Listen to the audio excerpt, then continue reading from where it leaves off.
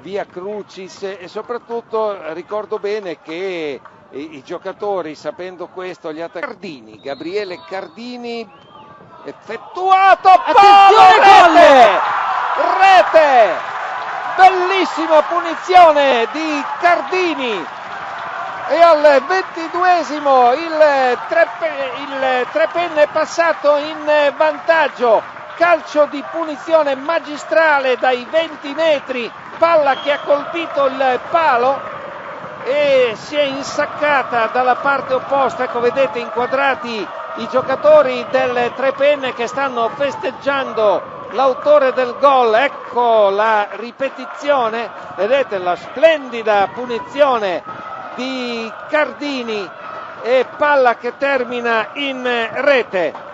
Eh sì, Piero, Cardini è uno specialista, quest'anno con la maglia del Murata ha segnato gol importanti, davvero una gran Comunque rimane una sorpresa, soprattutto dopo il risultato dell'andata.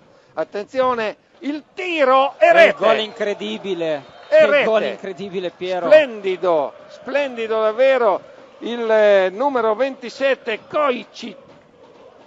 Koic ha realizzato, 26esimo minuto, ha stoppato il pallone dal gol di Cardini, ha realizzato una magnifica rete centrando proprio l'angolo alto, lo possiamo rivedere in replay, e Neri, un po' legato diciamo nel tentativo di disimpegno, cerca di recuperare. Attenzione, questa volta c'è pericolo e c'è il 2-1.